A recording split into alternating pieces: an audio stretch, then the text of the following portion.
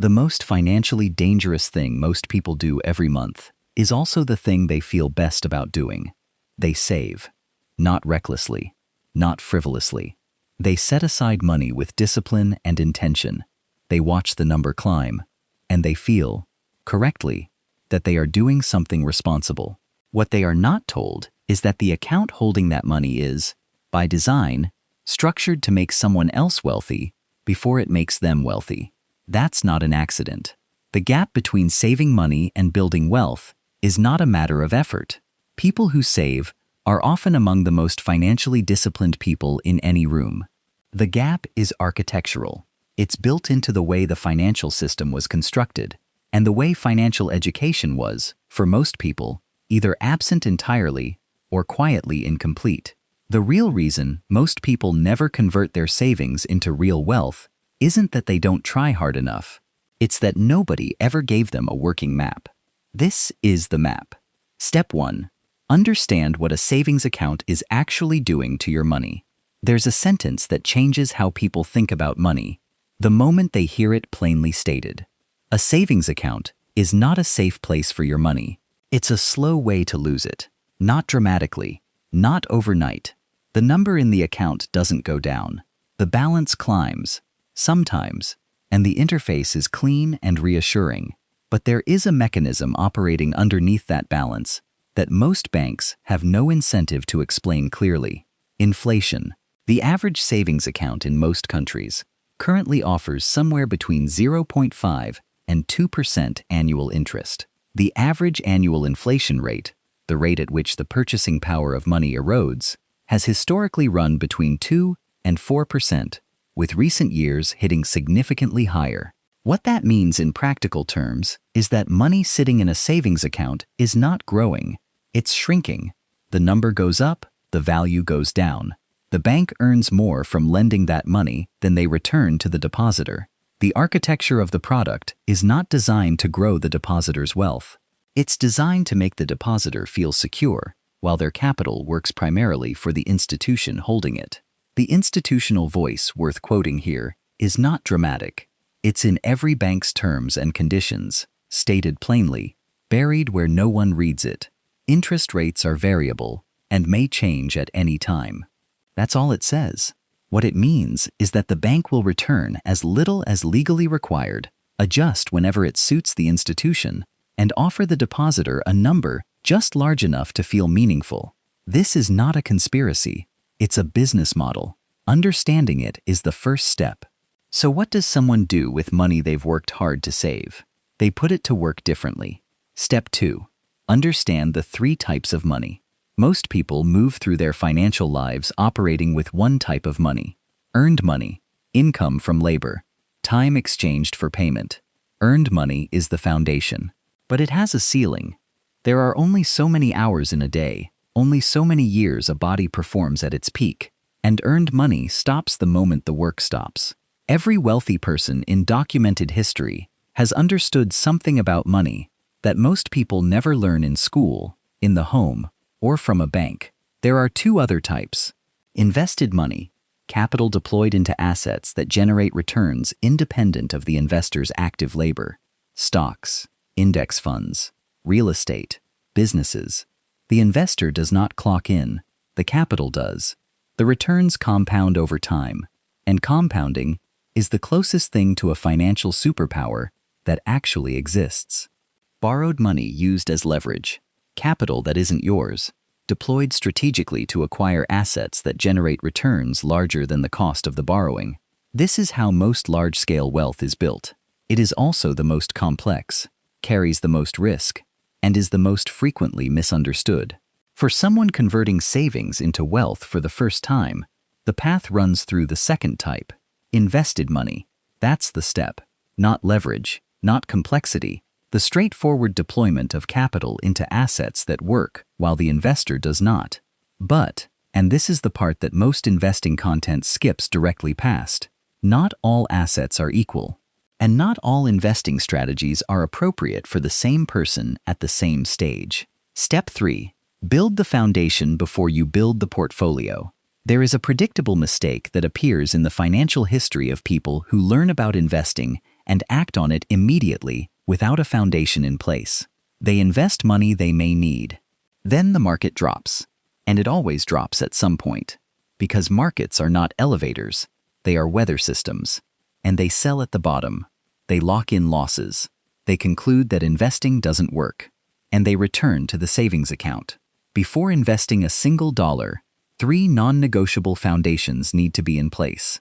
The emergency fund, 3 to 6 months of essential living expenses, held in a high-yield savings account, not a standard savings account, not an investment account, not under a mattress. A high-yield savings account, currently returning between 4 and 5% in most markets, provides liquidity without the full erosion of a standard account. This money is not for investing, it is insurance. It is what allows the rest of the portfolio to stay invested through a market downturn rather than being liquidated under pressure. Someone who invests without an emergency fund is not an investor. They're a gambler with extra steps. Eliminate high-interest debt. Any debt carrying an interest rate above 7%, credit cards, certain personal loans, is a guaranteed negative return. Paying down a credit card charging 20% interest is the equivalent of a guaranteed 20% annual return. No investment in a standard equity market reliably delivers that. The debt is the priority. Understand the tax-advantaged accounts available.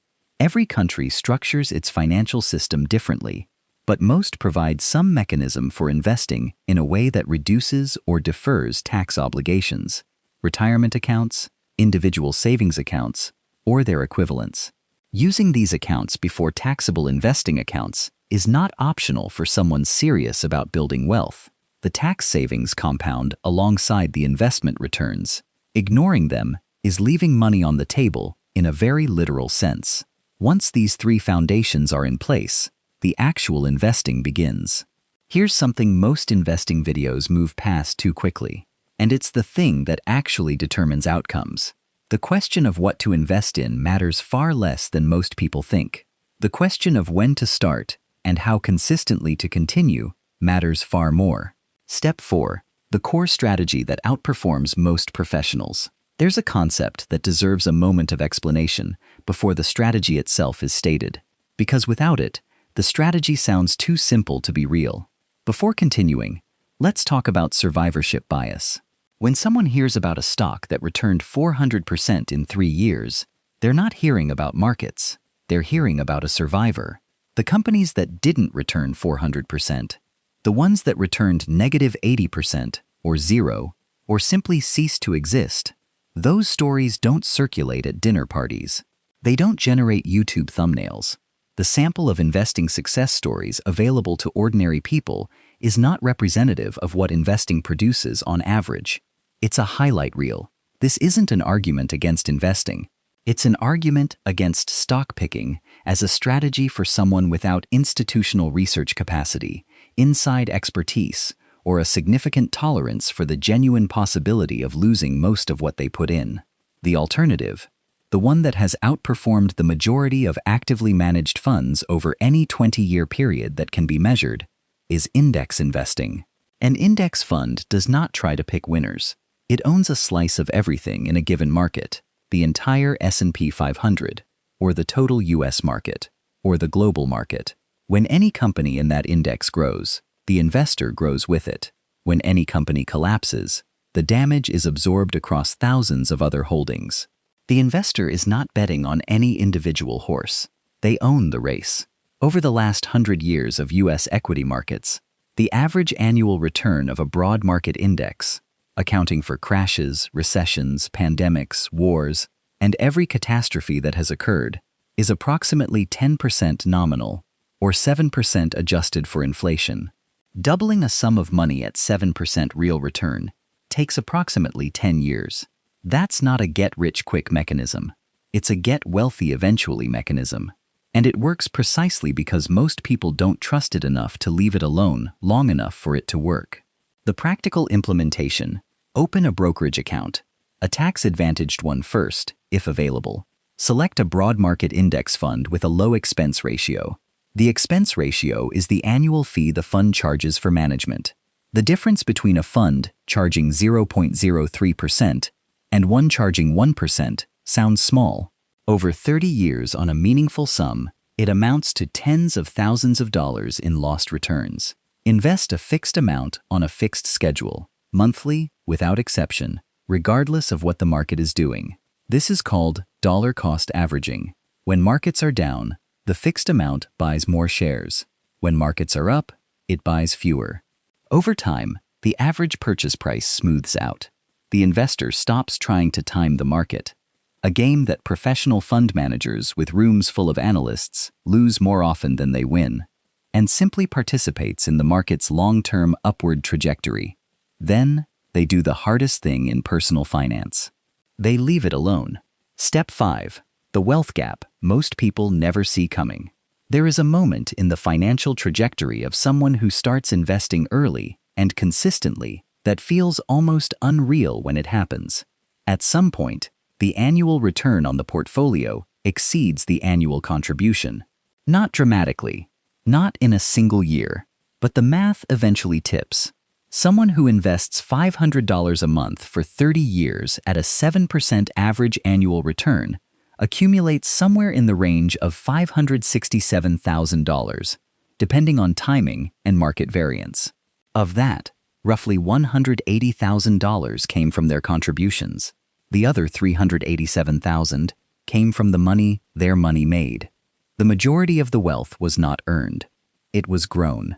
This is the hidden connection between time and wealth that the financial education system consistently fails to teach clearly enough. Starting at 25 and stopping at 35, 10 years of contributions, then nothing, produces more wealth by 65 than starting at 35 and contributing consistently until 65. 30 years of contributions versus 10. The early start wins. Not because of discipline, because of time. You're probably thinking about someone right now, a person in your life who is disciplined with money, who saves religiously, who does everything the traditional advice says to do, and you're realizing they've been working harder than they needed to build less than they should have. That's the uncomfortable thing this video asks you to sit with. Step 6. Protect what you build. Building wealth and protecting wealth are not the same skill, and most investing content ignores the second entirely. 3 protection mechanisms that belong in every long-term investing plan. Diversification across asset classes.